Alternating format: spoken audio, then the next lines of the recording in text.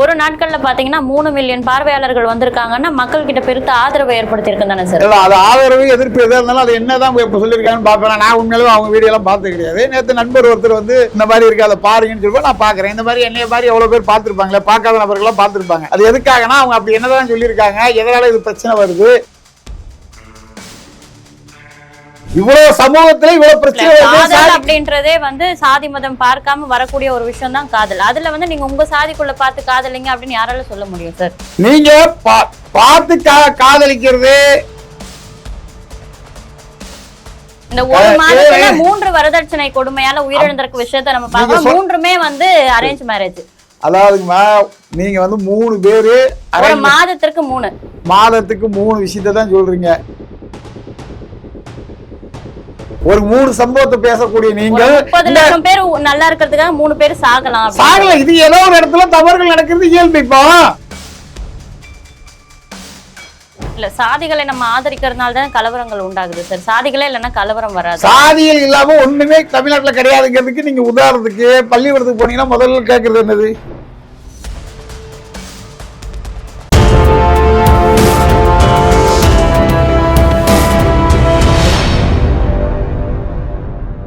யூதமிழ் நேயர்களுக்கு வணக்கம். இன்னைக்கு நம்ம கூட தமிழ்நாடு நாடார் சங்க தலைவர் திரு முத்து ரமேஷ் நாடார் அவர்கள் தான் இணைஞ்சிருக்காங்க. வணக்கம் சார். வணக்கம்மா. சமீபத்தில் பார்த்தீங்கன்னா யூடியூபர்ஸ் கோபி சுதாகருடைய அவங்க சேனலில் சொசைட்டி பாவங்கள் அப்படின்ற ஒரு வீடியோ வந்திருந்தது. அதில் பல சாதிகளையும் சாதி குறித்து பெருமை பேசக்கூடிய அந்த பெருமையை வெறியாக கொண்டிருக்கக்கூடிய பல சமூகத்தினரையும் அந்த சாதி வெறியர்களும் பற்றி ரொம்ப மற்றவங்களுக்கு விழிப்புணர்வு ஏற்படுத்தும் விதத்தில் ஒரு வீடியோ ஒன்று போட்டிருந்தாங்க. ஆனால் இதற்கு பலரிடம் இருந்தும் எதிர்ப்பும் ஆதரவும் ஒரு சேர எழுந்திருக்கு. இது குறித்த ஒரு சாதி சங்க தலைவராக உங்களுடைய பார்வை என்ன சார்? அதாவது கவின் கொலை அது சம்மந்தமாக தொடர்ந்து பல்வேறு சர்ச்சைகள், ஆதரவு, எதிர்ப்பு, இந்த மாதிரி கருத்துக்கள் பல்வேறு சமூகத்தால் சமூக வலைதளங்களாக இருக்கட்டும், சமூக வலைதளங்கள் மற்றும் பல்வேறு கோரிக்கைகள் அரசுக்கு. இப்போ பார்த்தீங்கன்னா திருமாவளவன் அவர்கள் வந்து ஆணவ கொலை செய்கிறவங்கள வந்து கைது செஞ்சு நடவடிக்கை எடுக்கிறதுக்கு ஒரு தனி சட்டம் ஏற்றணும்னு சொல்லி போராடியிருக்காங்க. காங்கிரஸ் கட்சி சார்பாக நேற்று போராடியிருக்காங்க. இந்த மாதிரி நடக்கும்போது இவங்க வந்து எதையுமே ஒரு நகைச்சுவையாக நையாண்டியாக சொல்லக்கூடிய ஆட்கள். நீங்கள் சொல்லக்கூடிய கோபி சுதாகர் அப்படிங்கும்போது அவங்க வந்து என்ன பண்ணுறாங்கன்னா கிண்டல் பண்ணுறேன்னு சொல்லி ஒரு சில சாதிக்கு மட்டும் எதிராக கிண்டல் பண்ணுற மாதிரியான ஒரு காட்சி அமைப்பு தான் அதில் இருக்குது. நான் பார்த்தேன். அதை நான் பார்க்கும்போது கிட்டத்தட்ட 36 லட்சம் பேர் அதை பார்த்துருந்தாங்க. நேற்று தான் பார்த்தேன். அதாவது அவங்க என்ன சொல்ல வராங்கன்னா ஆண்ட பரம்பரை அப்படின்னு பெருமை பேசி சமூகத்தில் இந்த மாதிரியான ஒரு தவறுகள் நடக்கிறதுக்கு காரணமாக அமைஞ்சிட்டாங்க. கடைசியில் தப்பு செஞ்சவன் தான் உள்ளே போவான், தூண்டி விடுற நபர்கள் உள்ளே போக மாட்டாங்க இப்படிங்கிற அடிப்படையில் அந்த காணொலி இருக்குது. ரெண்டாவது குரு பூஜை மற்றும் சிவீர வழிபாடு இந்த மாதிரி சில வண்டியில் கார்லலாம் இப்படிலாம் போகிறாங்க வராங்கன்னு சொல்லி சமூக வளங்களை சொல்லியிருக்கார். அவங்க சொன்னதை வந்து ஏற்றுக்கக்கூடிய மாதிரி இருந்தாலும் கூட அவர் வந்து ஒரு சில சாதிகளுக்கு மட்டும்தான் எதிர்ப்பான கருத்தை சொல்ற மாதிரியான ஒரு விஷயங்களா இருக்கு. இப்போ ஒரு தவறு நடக்குது அப்படின்னா ஒரு ஆண்ட பரம்பரை அப்படிங்கிற சாதி பெருமை பேசுறது தமிழ்நாட்டில் இன்னைக்கு எல்லா சாதியும் பேசுறாங்க. தமிழ்நாட்டில் ஆண்ட பரம்பரை அப்படின்னு பேசாத சாதிகளே கிடையாது. எல்லா சாதி சமூகத்தினரும் ஆண்ட பரம்பரைன்னா அப்ப யார் தான் தமிழகத்தை ஆண்டாங்கன்னு இருக்குல்ல? ஆண்டாங்கிறது அது பெரிய தனி சப்ஜெக்ட். அதுல நிறைய விஷயங்கள் இருக்கு. இப்போ நாடார் பத்தின நாங்க தான் ஆண்ட பரம்பரை நான் சொல்லுவேன். இன்னொரு சமுதாயத்தை சேர்ந்தால் நாங்கள் தான் சொல்லுவாங்க. ஆனால் உண்மையாலுமே கல்வெட்டு ஆதாரங்கள் இதெல்லாம் வந்து அரசு வந்து தான் அதுக்கு வந்து தீர்வு காணும். அரசு தீர்வு காணாது. ஏன்னு கேட்டிங்கன்னா அவங்க ஆண்டபரப்புன்னு சொல்லிட்டு சண்டை போட்டுக்கிட்டு சாதி ரீதியான மோதல்கள் உருவானாதான் அதை வச்சு நம்ம குளிர் காய முடியும் அப்படிங்கிறது தான் அரசுகளுடைய நிலைப்பாடாக இருக்கும்.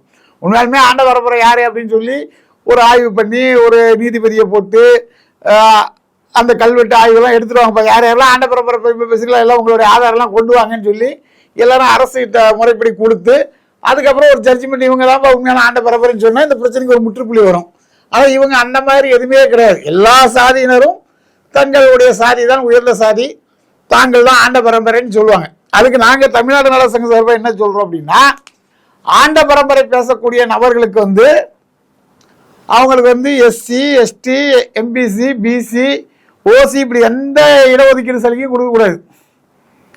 யாருக்குமே ஆண்ட பரம்பரை பேசுறவங்க யாருக்குமே எந்த சலுகையும் இல்லாம நீங்க வந்து எஃப்சின்னு சொல்லி ஏற்கனவே ஒன்று இருக்கு, ஃபார்வர்ட் காஸ்ட்னு. அந்த பட்டியலை இணையறதுக்கு உங்களுக்கு முதல்ல நீங்க தயாரா இருக்கீங்களா? அப்படி தயாராக இருந்தால் நீங்கள் ஆண்ட பரம்பரை பேசுறதுக்கு ஓரளவுக்கு தயாராக இருக்கீங்கன்னு அர்த்தம். இப்போ நான் வந்து நாங்களாம் மன்னருடைய வாரிசு, நாங்களாம் சேர சோழ பாண்டியருடைய வம்சாவளியினர் அப்படிங்கிறதுக்கு நான் பல்வேறு விஷயங்களை எடுத்து முன்வைக்க முடியும். இருந்தாலும் நான் வந்து ஒரு பிசியில் இருந்துக்கிட்டு இடஒதுக்கீடு சலுகை அனுபவிச்சுக்கிட்டு நான் ஆண்ட பரம்பரை பேசுறதுல என்ன பெருமை இருக்கு? உண்மையாலுமே நாங்கள் ஆண்ட பரம்பரை பிசி பட்டியல் விட்டு வெளியேறணும். இல்ல, ஒரு ஆண்ட பரம்பரை சமூகமா இருந்தா கூட அந்த சமூகத்துல இருக்கக்கூடிய எல்லாரும் வந்து முன்னேறிய வகுப்பினரா இருக்காங்கன்னு பார்த்தா இல்ல. அதே சமூகத்துல முன்னேறியவங்களும் இருக்காங்க, ஒரு வறுமை கோட்டின் கீழே இருக்கக்கூடிய நபர்களும் இருக்காங்க. இல்ல, அதுக்குதான் நாங்க என்ன சொல்றோம், நீ ஆண்ட பரம்பரை பெருமை பேசாத. பொருளாதார ரீதியா ஏற்றத்தாழ்வுகள் இருக்கக்கூடியதை சமன் பண்ணாதான் சமூகத்துல வந்து மாற்றம் வரும். ஒரு சாதியில டெய்லி 100 ரூபா சம்பாதிக்கிறதுக்கு வழி இல்லாம இருக்கிறவங்க இருக்காங்க, ஒரு நாளைக்கு கோடிக்கணக்கில் சம்பாதிக்கிறவங்க இருக்காங்க. அவங்களுக்கும் இடஒதுக்கீடு சலுகை, இவங்களுக்கும் இடஒதுக்கீடு சலுகை அப்படின்னு சொன்னால் பணக்காரன் பணக்காரனாவே இருப்பான், ஏழை ஏழையாவே இருப்பான். அப்ப சமூகத்தில் உள்ள ஏற்றத்தாழ்வுகள் எப்படி சரி பண்ண முடியும் அப்படிங்கறத எங்களுடைய கேள்வி. ஏற்றத்தாழ்வுகளை சரி பண்ண சாதியே முதல்ல சரியான வழி இல்லைல்ல சார். சாதிங்கிறது வந்து உங்களுடைய பண்பாடு கலாச்சாரம். பண்பாடு கலாச்சாரத்தை யாராலும் மாற்ற முடியாது. அது வந்து ரத்தத்திலே ஊறி போன ஒரு விஷயம். அதை மாற்றுறதுக்கு யாராலும் முயற்சி பண்ணால் அவங்க வந்து படுதல் அடைவார்கள். ஒரு காலகட்டத்தில் சாதி சங்கங்களுக்கு, சாதி அமைப்புகளுக்கு தடை போடணும் அப்படின்னு சொல்லி முன்னாள் முதல்வர் எம்ஜிஆர் ஆட்சி காலத்தில் ஒரு கமிட்டி போடும்போது அப்படி செய்ய முடியாது. ஏன்னா குறிப்பாக வந்து நாடார்கள் வந்து அரசுக்கு இணையாக பள்ளிக்கூடங்களை கல்லூரிகளை நடத்துகிறார்கள். அப்படி இருக்கும்போது அந்த சாதியை தடை பண்ணால் எப்படி வந்து இதாகும்? அதனால எந்த சாதியுமே தடை பண்ண முடியாதுங்கிறது ஏற்கனவே 1985 காலகட்டங்களில் ஒரு நிகழ்வு நடந்திருக்குது. அப்படி இருக்கும்போது சாதியை வந்து மாற்ற முடியாத, சாதி உணர்வு இருக்கலாம், சாதி வெறி இருக்கக்கூடாது. சாதி வெறியால இந்த மாதிரியான கொலைகள் நடக்கக்கூடாது. அதுக்கு என்ன செய்யறது அப்படிங்கிறத நம்ம பார்க்கணும். சாதிகளுடைய பெருமை பேசுறவங்க வந்து தேவையில்லை. அவங்க சாதியில உள்ள சாதித்த விஷயங்களை சொல்லி மற்றவங்களுக்கு ஒரு ரோல் மாடலா ஒரு சில விஷயங்கள் சொல்லலாம். இப்போ உதாரணத்துக்கு எங்களை பொறுத்தளவுக்கு பார்த்தீங்கன்னா 18ஆம் நூற்றாண்டுகள் எல்லாம் வந்து பார்த்தீங்கன்னா கோயிலுக்கே போக முடியாது அப்படின்னு சொல்லி ஒரு சூழல் இருக்கும்போது கோயிலுக்கு எங்களை நீங்க என்ன விடுறது, நாங்களே கோயில் கட்டி எல்லாரையும் கோயிலுக்குள்ள கொண்டு போறோம்னு சொல்லி தங்களுடைய உழைப்பால் அதில் கூடிய வருமானத்தை வச்சு பல்வேறு கோயில்களை உருவாக்கி எல்லா சாதி மக்களையும் கோயிலுக்கு கொண்டு போய் சாமி கும்பிட வச்ச சமுதாயம் நாடார் சமுதாயம். அந்த மாதிரி ஒரு ரோல் மாடலாக எல்லாரும் இருக்கணும். அதாவது எல்லா மக்களும் ஒன்றுதான், சாதியில் ஏற்றத்தாழ்வு இருக்கக்கூடாது, சமூகத்தில் ஏற்றத்தாழ்வு இருக்கக்கூடாது. இந்த மாதிரி கொலைகள் நடக்கிறத எந்த விதத்திலையும் யாரும் ஏற்றுக்கொள்ள முடியாது. கலப்பு திருமணத்துக்கு வந்து நாங்கள் 100% எதிர்ப்பு. கலப்பு திருமணத்தை ஏற்றுக்கொள்ள முடியாது. அதுக்காக கொலை செய்வதுன்றதெல்லாம் தவறான விஷயம் அப்படிங்கிறது தான் நாடார் சமுதாயத்துடைய எல்லா மக்களும் ஒன்று ஏற்றத்தாழ்வுகள் இல்லைன்னா அப்ப கலப்பு திருமணத்தை நீங்க ஆதரிக்கலாம்ல? ஆதரிக்க முடியாது. அதாவது ஒவ்வொருத்தருக்கும் ஒரு கலாச்சாரம் பண்பாடு இருக்கும். எல்லாரும் வந்து தமிழக மக்கள் தானே சார், எல்லாரும் தமிழர்கள். அப்போ ஏத்துக்கிறதுல என்ன இருக்கு? எல்லாரும் தமிழர்கள் என்றால் இப்ப ஒரே சமுதாயத்துல வசதி கம்மியானவங்களுக்கு கட்டி கொடுக்கறதுக்கு எங்க பிரச்சனை இருக்கு. அப்படி இருக்கும்போது மாற்று சமுதாயத்துல உள்ளவங்களை கல்யாணம் பண்றதை வந்து சமூகம் ஏற்றுக்கொள்ளாது. உங்களுக்கு வசதி தான் பிரச்சனைன்னு சொல்லலாம். அப்ப சாதிய நம்ம வசதி கிடையாது. இப்போ கவின் விஷயத்துல பாருங்க, அந்த பொண்ணோட கவின் வந்து அதிகமா சம்பளம் வாங்கியிருக்காரு. அவங்க அந்த பொண்ணு குடும்பத்தோட அதிக வசதி வாய்ப்பா இருக்காங்க. அங்க வந்து பிரச்சனை வந்து சாதி தான். அதாவது பொருளாதார ரீதியா ஏற்றுக்கொள்ளக்கூடிய ஒரு சூழல் இருக்கிற சமயத்துல சாதிங்கிறது பொருளாதாரத்தோட முக்கியமான விஷயம். கலப்பு திருமணத்தை 100% ஆதரிக்க முடியாது, ஆதரிக்க கூடாது அப்படிங்கிறது தான். காதல்ங்கிறது வேற, கலப்பு திருமணம்ன்றது வேற. நீங்க எந்த எதிர்பார்ப்பு இல்லாம காதலிக்கிற பிள்ளைங்க வந்து அவங்க அப்பா அம்மாட்ட போய் சொல்லி அவங்களுக்கு புரிய வச்சு லாஸ்ட் வரையும் காத்திருந்து கல்யாணம் பண்ணக்கூடிய எத்தனையோ திருமணங்கள் இருக்கு. ஒரு படுகொலை நடந்து அந்த கொலை மூலம் 2 குடும்பமே மன நிம்மதி இழக்கக்கூடிய ஒரு சூழல்ல காதல் தேவையா, கலப்பு திருமணம் தேவையா அப்படிங்கிற சிந்திக்கக்கூடிய ஒரு சூழல் தான் ஒட்டுமொத்த தமிழ் சமூகத்துடைய ஒரு சூழல். கொலை செஞ்சவனும் ஜெயிலில் போய் வாழ்க்கை இழந்துட்டான், கொலை செய்யப்பட்டவங்க குடும்பமும் பாவம். அப்படி இருக்கும்போது எதுக்கு இந்த கலப்பு திருமணம், காதல்ங்கிறத எங்களுடைய கேள்வி. அதை நிராகரிக்கக்கூடிய பெற்றோர்களை தானே நம்ம நல்வழிப்படுத்துற வழியை பார்க்கணும். எப்படி? இப்போ சாதியை காரணம் காட்டி வந்து ஒரு உயிர் இழக்கப்படுதுன்னா அந்த மனநிலையில இருக்கக்கூடியவங்கள தான் வெளியே கொண்டு வர பார்க்கணுமே தவிர கலப்பு திருமணத்தை நம்ம எதிர்க்கிறது எந்த விதத்துல சார்? அதாவது உங்களுக்குன்னு ஒரு பண்பாடு இருக்கு, கலாச்சாரம் இருக்குது, உங்களுக்குன்னு ஒரு சாதிய ஒழுங்குமுறை இருக்குது. அதை தாண்டி நீங்க வேற சாதியில எதுக்கு கல்யாணம் பண்றீங்கிறத இங்க கேள்வி. பெற்றோர்களை வந்து திருத்தத்துக்கு நீங்க விஷயம் கிடையாது. நீங்க உங்களுக்கு உங்களுக்கு பிடித்த மாதிரி உங்க சாதியில் உள்ள பெண்கள் பையனையோ பொண்ணையோ காதலிச்சு கல்யாணம் பண்ணல உங்களுக்கு என்ன பிரச்சனை? இவ்வளவு சமூகத்துல இவ்வளவு பிரச்சனை அப்படின்றதே வந்து சாதி மதம் பார்க்காம வரக்கூடிய ஒரு விஷயம் தான் காதல். அதுல வந்து நீங்க உங்க சாதிக்குள்ள பார்த்து காதலிங்க அப்படின்னு யாரால சொல்ல முடியும் சார்? நீங்க பார்த்து காதலிக்கிறது இந்த சாதியில தான் காதலிக்கிறது நீங்க சொல்றது நாங்க புரிஞ்சுக்கிறோம். ஆனால் சமூகத்துல எந்த மாதிரியான ஒரு நிலை இருக்கிறதுங்கிறது நீங்க முதல்ல சமூகத்தில் சாதி இருக்கிறதுனாலதான் பல பிரச்சனைகள் வருது அப்படின்னும் போது சாதியை கலையறத நம்ம சாதியால ஏற்படக்கூடிய அந்த காதலை நம்ம வந்து கைவிடுறத பாக்கணுமா சார்? அதாவது ஒரு காதல்ல நீங்க பண்றதுனால கொலை அளவுக்கு போகுது. அப்பா அம்மா சூசைட் பண்ணிக்கிறாங்க, அண்ணன் தம்பி அவமானப்பட்டு நிக்கிறாங்க, சொந்தக்காரங்கள்லாம் மன வருத்தத்தில் இருக்காங்க. இந்த மாதிரியான ஒரு நிகழ்வுக்கு உங்களுக்கு எதுக்கு உங்களுக்கு இந்த காதல் தேவையா அப்படிங்கிறதானே எங்களுடைய பார்வையா இருக்கும். நீங்க உண்மையான காதலர் என்றால் பொறுத்து இருந்து அப்பா அம்மாட்ட சொல்லி புரிய வச்சு தானே கல்யாணம் பண்ணணும். நீங்க படுகொலை செய்யற அளவுக்கு உங்க காதல் இவ்வளவு கேவலமா இருக்கும் போது அந்த மாதிரி ஒரு கேவல அளவிற்கு குரூர மனப்பான்மை கொண்ட பெற்றோரை எப்படி சொல்லி புரிய வைக்க முடியும்? ஏன்னா அவங்க வந்து கஷ்டப்பட்டு ஒரு பெண் பிள்ளையை பெற்று வளர்த்துருப்பாங்க. அந்த அவங்களுக்கு பல கனவுகள் இருக்கும். நீங்க காதல்ங்கிற பேர்ல தவறாக அந்த பிள்ளைக்கு வந்து நாளைக்கு என்ன அந்த பிள்ளை நல்லபடியா வாழும் இல்ல அந்த பிள்ளை வந்து வாழ்க்கை இழந்துருங்கிறது எப்படி நீங்க பாப்பீங்க? பெற்றோர்களுடைய பார்வை எப்படி இருக்கும்? நம்ம பொண்ணு நம்ம வளர்த்துருக்கோம், நம்ம பையன் நம்ம வளர்த்துருக்கோம், நல்லா படிக்க வச்சிருக்கணும், அவங்க வாழ்க்கையில நல்லா முன்னுக்கு வரணும், நல்ல இடத்துல கட்டி கொடுக்கணும், நல்ல இடத்துல கல்யாணம் பண்ணணும், பேரம்பேத்தியோட சந்தோஷமா இருக்கணும் எல்லா பெற்றோர்களும் நினைப்பாங்க. அப்படி இருக்கும்போது இந்த காதல்ங்கிற பேர்ல விஷமமா இந்த மாதிரி கொலைகள் உருவாவதற்கு காரணம் உங்களுடைய காதல் தானே காரணம். கலப்பு திருமணம் பண்றது எதுக்கு நீங்க வந்து ஆதரிக்கிறீங்க? 100% காதல் உங்களுக்கு தேவை கிடையாது. பெற்றோர்களோட நேத்து வந்த ஒருத்தன் தான் முக்கியம் அப்படிங்கறது இங்க தேவையில்லாத ஒரு விஷயம். அப்படி பெற்றோர்களுடைய சம்மதத்தோட கல்யாணம் பண்ண ஒரு பெண்ணே வந்து ருத்தன்யான்ற ஒரு பெண் வந்து வரதட்சணை கொடுமை காரணமா உயிரிழந்ததை நம்ம பார்த்தோம். இல்ல அது சமூகத்துல எங்கேயாவது ஒரு இடத்துல அப்படி நடக்கிறது இயல்புதாங்க. அப்படி பாத்தீங்கன்னா டெய்லி எல்லா பிரச்சனைக்கும் எல்லா விஷயம் எத்தனையோ பெண்கள் வந்து ஒரு பிரச்சனை புகுந்த வீட்டுல ஒரு பிரச்சனை அரேஞ்ச் மேரேஜ்ல அப்படின்னு வீட்டுக்கு போகும்பொழுது நம்மளுடைய கௌரவ பிரச்சனை நீ இப்படி வரக்கூடாது, சாதி ரீதியா நம்மள தப்பா பேசுவாங்க, அதனால நீ வந்து அட்ஜஸ்ட் பண்ணி போன்னு எத்தனை பெற்றோர்கள் பெண்கள் அனுப்பி வச்சு கொடுமையை தாங்க முடியாம இப்ப எத்தனை பெண்கள் வாழ்ந்துட்டு இருக்காங்கல்ல. அதாவது நீங்க சொல்றது பாத்தீங்கன்னா 0.01% தான் இருக்கும். அதிகமா இந்த ஒரு மாதத்துல 3 வரதட்சணை கொடுமையால உயிரிழந்திருக்க விஷயத்தை நம்ம பார்க்கலாம். 3மே வந்து அரேஞ்ச் மேரேஜ். அதாவதுமா நீங்க வந்து 3 பேரு ஒரு மாதத்துக்கு 3 விஷயத்தை தான் சொல்றீங்க. 30 லட்சம் பேர் மாசத்துக்கு நல்லா தானே இருக்காங்க. நீங்க அதை ஏன் பேச மாட்டேங்கிறீங்க? ஒரு 3 சம்பவத்தை பேசக்கூடிய நீங்க 30 லட்சம் பேர் நல்லா இருக்கிறதுக்காக 3 பேர் சாகலாம். இது ஏதோ ஒரு இடத்துல தவறுகள் நடக்கிறது இயல்பு. இப்போ நீங்க ரோட்ல போறீங்க, ஆக்சிடென்ட் ஆயிருக்கு, அதுக்காக பைக்லயோ கார்லயோ போகாமலே இருக்க முடியும்? கார்ல போறவங்க போயிட்டே தான் இருப்பாங்க, பஸ்ல போறவங்க போயிட்டு தான் இருப்பாங்க, சைக்கிள்ல போறவங்க போயிட்டு தான் இருப்பாங்க. யாரும் அவங்க வேலையை வந்து உடனே ஆக்சிடென்ட் ஆகி ஒருத்தர் செத்து போயிட்டான். இப்போ இந்த திமுக ஒரு ஏமாத்து வேலை பண்ணாங்க. நீட் எக்ஸாம் எழுதுனா அனிதா செத்து போச்சு, அதனால நீட்டே வேண்டாம், எங்ககிட்ட அதுக்கு ஒரு ரகசியம் இருக்குன்னு சொல்லி இன்னைக்கு வரைக்கும் நீட் எக்ஸாம் நடந்துட்டு தான் இருக்கு. நீட்ல தேர்வு பண்றவங்க தான் டாக்டர் ஆகுறாங்க. அப்படின்னு அவர் சொன்னாரு. இது அதே மாதிரி இப்ப நீங்க சொல்ற மாதிரி இருக்கு. 3 வரதட்சணை கொலை நடந்து போச்சு. அப்போ பெற்றோர்களால் நிச்சயிக்கப்பட்ட திரும்ப தேவையா அப்படின்னு கேட்கறது வந்து ஏதோ ஒரு இடங்கள்ல ஏதோ ஒரு சம்பவம் நடக்கும். அந்த சம்பவத்துக்கு நம்ம எதிர்ப்பு தெரிவிக்கிறோம். யாரு தவறு செய்தாலும் கண்டிக்கணும், அதுல மாற்றுக்கிறது கிடையாது. அதே சமயத்துல பைக்கில போனா ஒரு விபத்துல இறந்துட்டோம், இல்ல அன்னைக்கு பிளைட்ல 256 பேர் செத்து போனாங்க. அப்ப அதுக்கப்புறம் யாரும் பிளைட் ஏறாமலா இருக்காங்க? மக்கள் வந்து இப்ப இருக்கிற சூழல்ல படித்த இளைஞர்கள் தங்களுடைய சமுதாயத்திற்கு உட்பட்டு அவங்களுடைய கலாச்சார பண்பாட்டுக்கு உட்பட்டு யாருக்கும் எந்த பிரச்சனையும் இல்லாமல் திருமண வாழ்க்கையை நடத்தி குழந்தைகளோட குட்டிகளோட சாதி மதம் சொல்லி அவங்களுக்குள்ள ஒரு அந்யோன்யமா இருந்தா மட்டும்தான் நல்லது.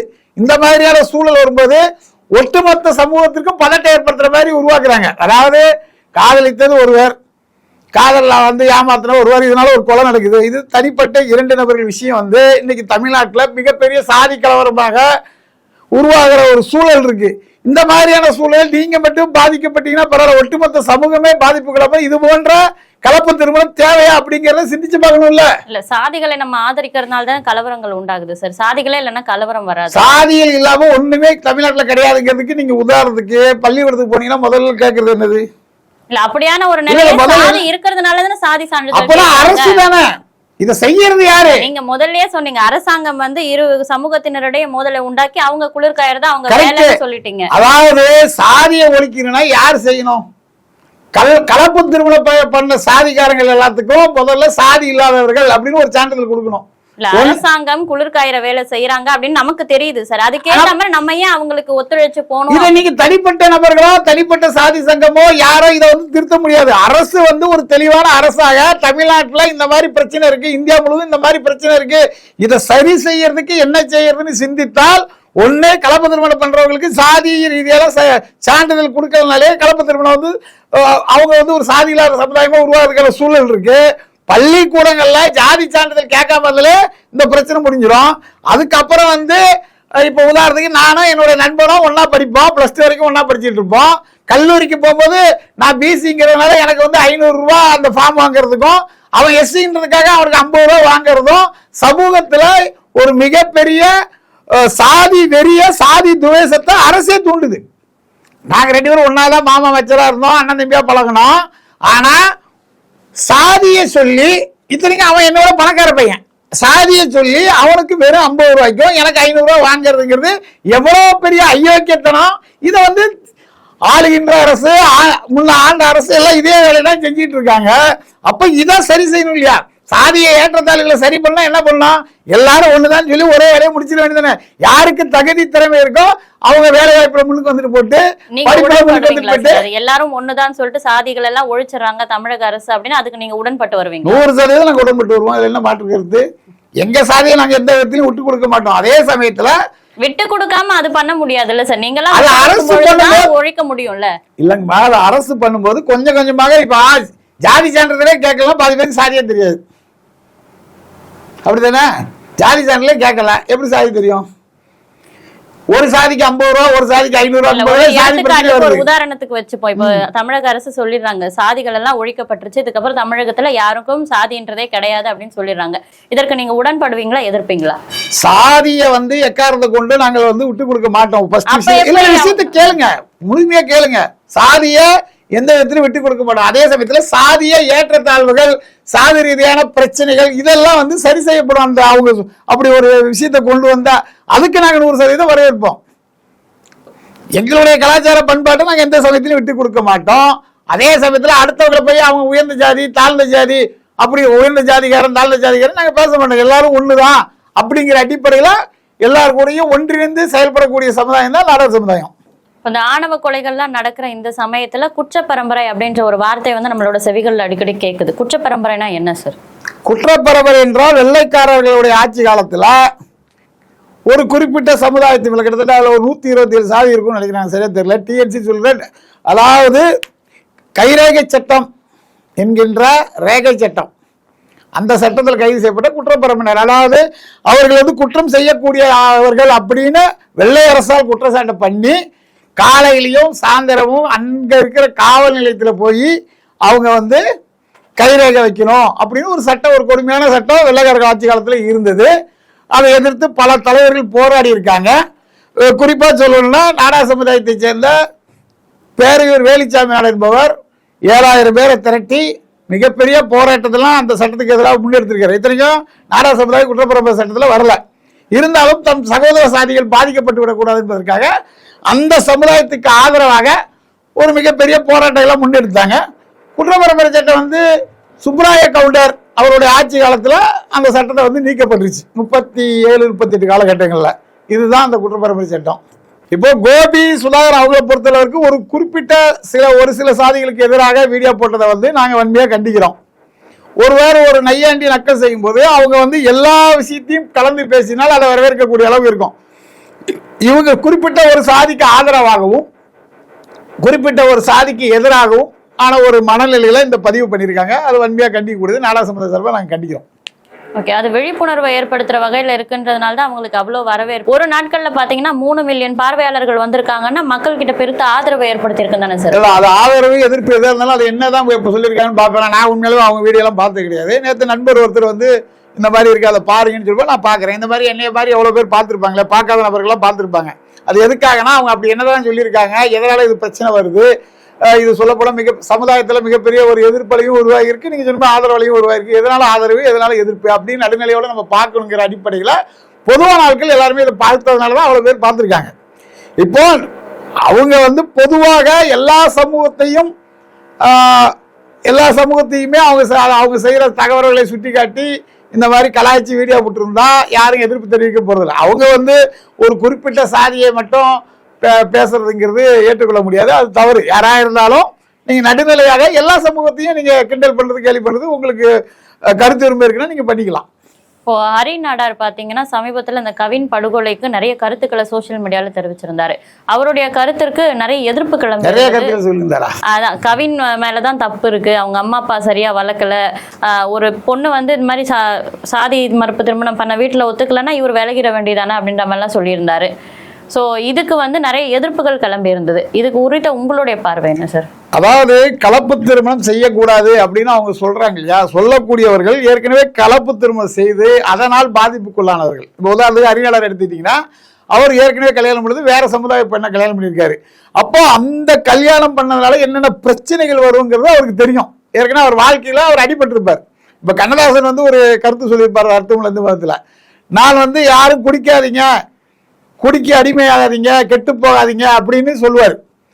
இதை நான் சொல்றதுக்கு எனக்கு 100% தகுதி இருக்கு. ஏன்னா நான் குடிக்க அடிமையாகி எவ்வளோ பிரச்சனைகளை சந்திச்சிருக்கேன் அப்படிங்கிற மாதிரி ஹரிநாடார் வந்து நீங்க சொல்றது எப்படின்னா, யாரும் கலப்பு திருமணம் பண்ணாதீங்க, ஏன்னா ஏற்கனவே நான் கலப்பு திருமணம் பண்ணி அதனால பல பிரச்சனைகளை சிக்கியிருக்கிறேன், எனக்கு பல பிரச்சனைகள் உருவாயிருக்கிறதுனால சமூகத்தில் எனக்கு வந்து மரியாதை இல்லாமல் போகுது, பல விஷயங்கள் இருக்கு, அதனால கலப்பு திருமணம் செய்வதை ஏற்றுக்கொள்ள முடியாது அப்படிங்கிறது அவருடைய கருத்து. அது அவருடைய சொந்த கருத்து, அவருடைய அனுபவத்தில் வந்த கருத்து. அதுல ஒன்றும் தப்பு இருக்குதா எனக்கு தெரியல. இவ்வளவு நேரம் நேர்காணல் இணைந்து எங்களுடைய பல கேள்விகளுக்கு விளக்கமான பதில் அளிச்சதுக்கு ரொம்ப நன்றி சார். நன்றி.